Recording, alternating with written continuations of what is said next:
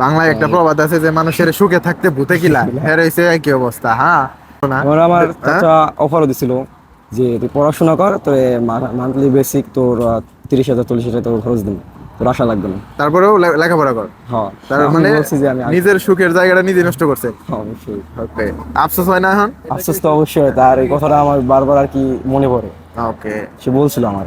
জীবনে এই একটা বড় ভুল, যার মানে এই মৃত্যুর আগ পর্যন্ত এই আফসোসটা থাইকা যাবে, তারপর দেখেন। আপনার গিয়া বর্তমানে আমাদের ফ্যামিলি এক্সস্ট তো, কারো ফ্যামিলির কাকু চাচা এমন ভাবে বলে না, যেমন কাজ কাম পাইছি বলতে 4 মাস পরে পাইছি। 4 মাস পরে? হ্যাঁ। আচ্ছা, কোম্পানিতে আসছিলেন? না, কোম্পানি না, ফিরে বিষয়ে। তাই তো বলি, কোম্পানিতে আসলে তো কাজ পাওয়ার কথা। অবশ্যই। ফ্রি ভিসাতে আসছেন, কোনো কাজ পারেন?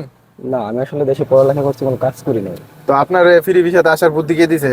আমার এই কেউ বুদ্ধি দেয় না, আসলে আমি নিজেই আসছি। নিজে আসছেন? হ্যাঁ, আসছেন তো ঠিক আছে, কিন্তু এই ফ্রি ভিসাতে আসার বুদ্ধি কে দিছে? নিজেই? নিজেই সবকিছু আর কি। আপনার কি ওই এলাকার মধ্যে কোনো প্রবাসী ছিল না, আপনি তার কাছে শুনেন নাই? হ্যাঁ, এলাকার আমার ফ্যামিলি তো লোক আছে, তারপরে আমার এলাকার সবাই ম্যাক্সিমাম আর কি এই দেশে আছে। লেখাপড়া কোন পর্যন্ত করছেন? ইন্টার ফার্স্ট ইয়ার এক্সাম দিছি, সেকেন্ড ইয়ার উঠছিলাম। তা আপনি তো ভালোই শিক্ষিত, তারপরেও আপনি বোকার মতো কাজ করছেন। দেশে কোনো কাজ কাম জানেন না, এই দেশে ভাষাও জানেন না, হ্যাঁ। তাহলে কি ফ্রি ভিসাতে আসা ঠিক হয়েছে আপনার? না, ফ্রি বিষয় আসা অবশ্যই ঠিক হয় নাই। এখন কি অন কই আছেন, কোম্পানিতে? কোম্পানিতে আর কি ফ্রি বিষয়ে কাজ করতেছি স্টুডিয়ামে। আচ্ছা। এখন আপনার মতো যারা বাংলাদেশ থেকে মানে দেখতেছে বিদেশে আসতে চায়, ভাষাও জানে না, কাজও জানে না, তাদের কি বলবেন, আসতে বলবেন? না ভাই, আসলে এটা ঠিক না, কারণ আমি ভুল করছি, সবাই তুই ভুল করা উচিত না। আচ্ছা, এখানে আমি একটা কথা বলে রাখি যে যারা ফ্রি ভিসাতে আসেন, কাজ শিখা থাকলে আসেন, ভাষা না জানা থাকলেও চলে কিছুটা। আচ্ছা, আপনি বাংলাদেশে লেখাপড়া করছেন, পাশাপাশি কি কোনো কাজ করছেন, না, কোনো ব্যবসা কাজ, বাণিজ্য, না না, কোনো কাজ করি খামার? নাই। না। আচ্ছা। এই যে আপনি এখন বর্তমানে যে কাজগুলা করেন, 8 ঘন্টা করেন বা 12 ঘন্টা করেন, এই যে লং টাইম ডিউটি করতেছেন, এটা করতে ভালো লাগে? অবশ্যই ভালো লাগে না ভাই, কারণ আমি কখনো কাজ করিনি দেশে। আর এত ঘন্টা ডিউটি আমার পক্ষে সম্ভব হচ্ছে না, তারপরে করতেছি, আইসা করছি। এখন আর কত কিছু লাখ করার টাকাতে নেই। আসছেন? আমার কাকা আনছে, কোনো টাকা আর কি দেয়নি। আপনার আপন কাকা? হ্যাঁ, আপন কাকা। কাকা? কাকা কি কাজ করে? উনি কিছু করে না। উনি কিছু করে না, লোকানে শুধু? হ্যাঁ, লোকাল। আচ্ছা, আগে কি করতো? আগে উনি সৌদি আরব থাকে তো অনেক বছর ধরে, তো আমি যখন ছোট ছিলাম তখন কি করছে এটা জানি না আর কি। কাকা কি একবারও বলে নাই যে আমার যে ভাতিজাই কাজ কাম পারে না, তাহলে এটা কি ঠিক হ্যাঁ, আসলে হইতেছে? উনি আসতে আমার মানা করছে অনেকবার, ও, তারপরে আমি আসছি। ওকে। আমি বলছি যে আমি যাবো। তাহলে এটা আপনারই শখ ছিল। আমার এই ছিল। ওকে, এখন যদি আপনি যে কয় লাখ টাকা দিয়ে আসছেন, এই কয় লাখ টাকা যদি আপনার কাকা দিয়া দেয় কথার কথা, তাহলে কি আপনি দেশে চলে যাবেন?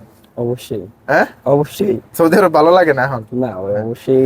এখন যে আমার যে পরিস্থিতি, মানে আমার যতটুকু বয়স, হুম। এখন পড়াশোনার অবশ্যই বয়স, এই বয়সটা আড্ডা দেওয়ার, অবশ্যই। ঘোরাফেরার। হ্যাঁ। তো আমি আড্ডা, ঘোরাফেরা, বন্ধু বান্ধবের সাথে আড্ডা, এগুলো সবকিছু সাইরে আমি আসছি। তো ফার্স্ট ভাবছিলাম যে ভালোই লাগবে, তো এখন অনেক খারাপ লাগতেছে আর কি, যখন দেখি সবাই একসাথে আপনার আড্ডা দিতেছে কলেজ ক্যাম্পাসে, তারপরে সবাই আর কি পিক তুলতেছে, তখন আমার অবশ্যই একটা একাকিত্ব আর কি ভাব আসে নিজের ভিতরে। আচ্ছা, বাবা মা তো আর জোর করে আপনার পাঠায় নাই, তাই না? আমারে কেউ একবার বলে না যে তুই যা, আমার সবাই নিষেধ করছে, কিন্তু আমি আসছি। ওকে, বিদেশ আসার আগে যে পরিকল্পনা ছিল ওইটা আপনার কিরকম ছিল?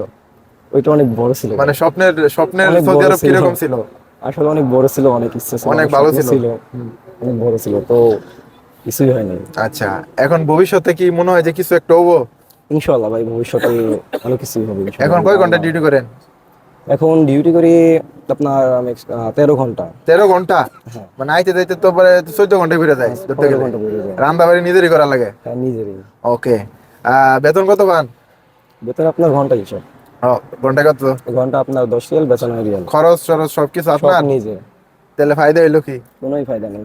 ও, এখন এই যে আরেকটা কথা বলি, যারা বাংলাদেশ থেকে আসেন, আসেন কোনো সমস্যা নাই, এই যে দেখেন ওনার কিন্তু সম্পূর্ণ খরচ। এখন যদি আকামা নিজের, রুম নিজের, খাবার দাবার নিজের, যদিও 10 রিয়াল ঘন্টায় শুনতে শোনা যায় যে 13 ঘন্টায় 130 টাকা, এই টাকা কি থাকেনি? 13 ঘন্টা তো দেয় না ভাই। হ্যাঁ, 13 ঘন্টা দেয় না? 10 ঘন্টা দেয়। 10 ঘন্টা দেয়, এই 10 ঘন্টায় 100 টাকা। তো বাংলাদেশে কত টাকা পাঠাইতে পারেন খাওয়া দাওয়া শেষে? আমি এখন পর্যন্ত তেমন পাঠাই না, আমি আসছি 9 মাস, 10 মাস রানিং। হ্যাঁ, 4 মাস আমি পরে কাজ পাইছেন? 4 মাস পরে আকামা পাইছি, কাজ পাইছি, কিন্তু তারপর কাজ আর কেরকম ভাবে হয় নাই। আমি আর কি আপনার যা ইনকাম করছি ওটা খরচ করে ফেলছি আমি। খরচ করে বলছেন? আচ্ছা, এই যে লোকটারে দেখতেছেন, এটা দেখলে কিন্তু খুব ভালো লাগবে বাংলাদেশ থেকে, যে এই লোক মনে হয় ভালোই টাকা পয়সা ইনকাম করে, খুব পুষপার্স হয়ে আসছে, সপ্তাহে একটা করে ছবি দিলে ফেসবুকে আত্মীয় স্বজনরা ভাবে এই মনে হয় ভালোই আছে, কিন্তু ভিতরের খবর কিন্তু কেউ জানে না। এভাবেই কিন্তু মানুষ এসে ফাইসা যায় সৌদি আরবে। যাই, এখন আপনার মতো যারা আছে বাংলাদেশ থেকে আসতে চায়, আপনি লাস্ট তাদের কি বলবেন যারা আপনার Last- বন্ধু বান্ধব?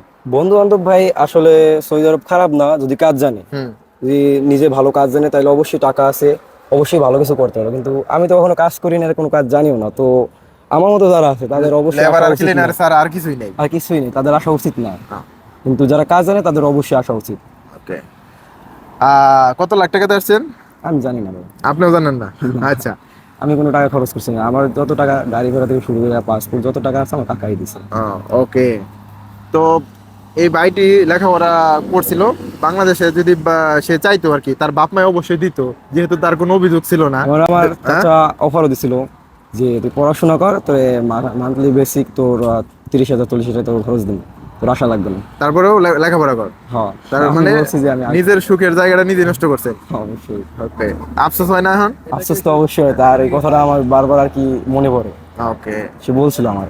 জীবনে এই একটা বড় ভুল, যার মানে এই মৃত্যুর আগ পর্যন্ত এই আফসোসটা থাইকা যাবে। তারপর দেখেন, আপনার গিয়া বর্তমানে আমাদের ফ্যামিলি অ্যাডজাস্ট তো, কারো ফ্যামিলির কাউকে চাচা এমন ভাবে বলে না যেমনটা আমার অফার দিছে। মানে ছেলের মতোই দিছে। হ্যাঁ, এই অফার আমি আমার দেখা চোখে, আমার আশপাশে তো অনেক ফ্যামিলি আছে, এই অফার কেউই কারো দেয় না, তারপর আমার দিছে এত বড় একটা অফার।